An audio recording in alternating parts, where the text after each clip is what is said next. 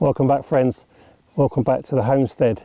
It's a beautiful spring morning here in Latvia, and in today's video I want to look in detail at the comfrey plant. I want to talk through some of its qualities, and then we're going to dig some up and propagate it and move it over there to another space. And we want to basically I want to grow a lot more of this plant, and I'll explain why. Now, the comfrey plant has a lot of uses and it has a lot of qualities. Now let's look at the uses. I guess there's three main uses, and they are medicinal, used as a fertiliser, and used as a feed. Now, the medicinal use of the plant is not an area that I know a lot about, and it's not something I'm really going to cover in this video, but there are plenty of other videos that you can find with people talking about that. The second use, which is probably the more famous use, is using the comfrey plant for fertilising and using it as a fertiliser in your garden. And you can do that two ways. One is to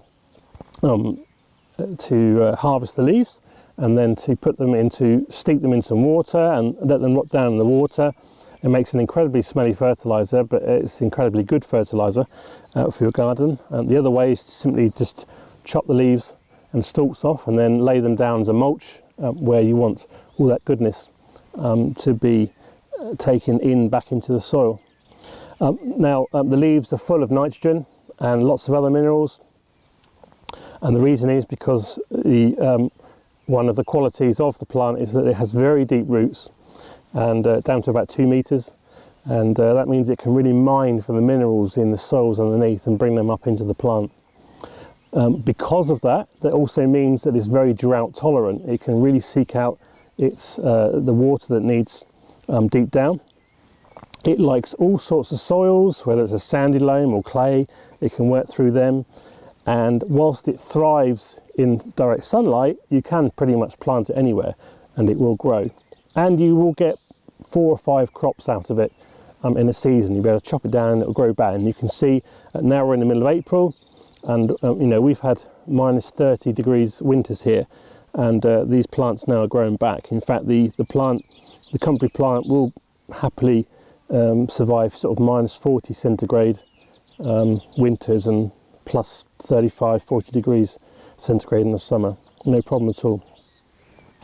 So that's fertilising your garden. And the third use, which is what I'm really interested in, is a feed. Now, we plan to get chickens here, and chickens absolutely love comfrey, and it's one of its other qualities is that the leaves are also full of protein, so it's good for the chickens as well. Chickens need a good protein source, and they absolutely love comfrey. So I want to propagate these plants and grow them so that we have lots of comfrey for our chickens, and they're really easy to propagate. They will grow pretty much from anything, a small piece of root left in the ground. Now, that can have its pluses and minuses, of course. One of the pluses is that you can easily propagate the plant. If you're trying to get rid of it, that's a minus, because it's almost impossible to get rid of. And wherever you put it, that's where it's going to stay. So we've got these 3 plants here. We've got another one over there. This middle plant is a bit too close to the other 2. Comfrey does tend to sort of spread out if you let it, and it will grow, I don't know, about up to 1 metre high. So we're going to dig this middle plant out and then break apart the roots to give us lots of plants to plant over there. We've got a spot over there we want to plant some, and then I'm probably going to split these 2 plants and move them, put another one over there, another one over there, so we've got a nice row here as well. So let's get on and dig up our middle comfrey plant, and then we'll have a look at the root structure.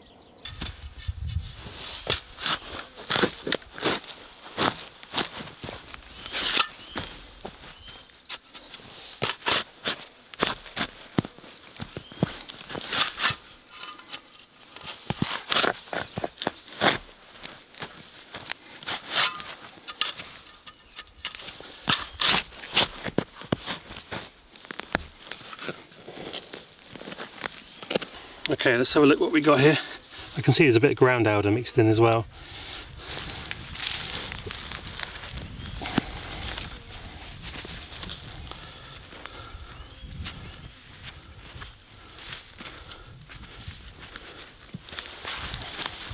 See these big roots?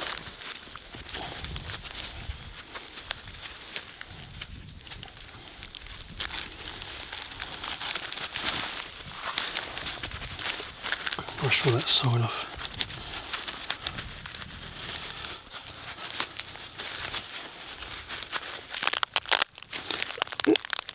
Breaks apart reasonably easy.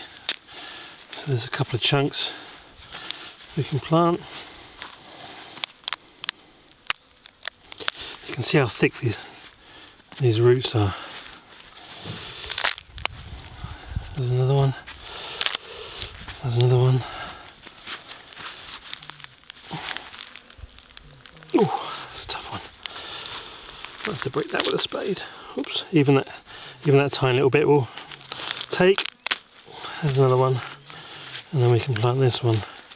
Maybe we can split it into two. There we are. I mean, the bigger the piece is, the quicker the plant will take, essentially. But you know, we ended up here with 1, 2, 3, 4, 5, 6, 7, 8, 9, 10, 11, 12. So that's pretty good, just from one plant. And then obviously in years to come we can then multiply these as well. Good, right, let's go to the other spot and then we can start planting.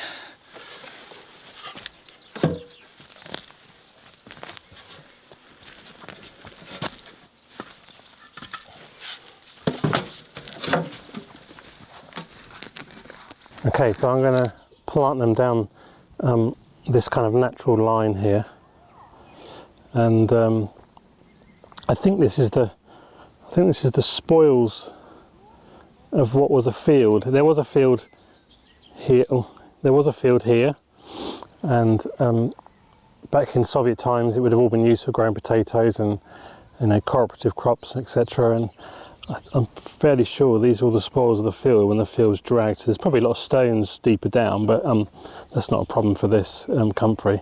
There has been trees, some wild plum trees or something planted along here before, and they've all been chopped down. They're terrible things, and keep coming back. So we'll plant them in a nice, neat line here, and space them out about, I don't know, ½ metre. Give them some room to expand and breathe and grow. And then we'll see what happens.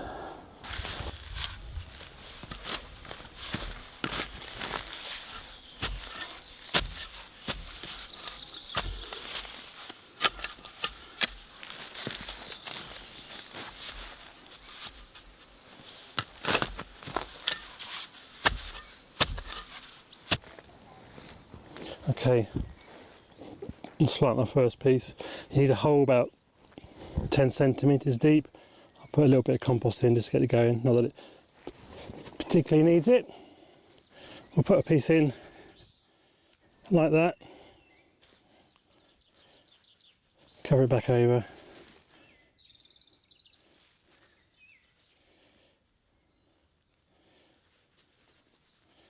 some soil,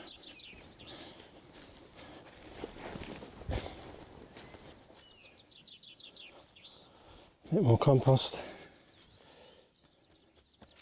there. And then we'll just carry on doing that along the line, and at the end we'll just put some water on them, and then it's all done, and we just wait.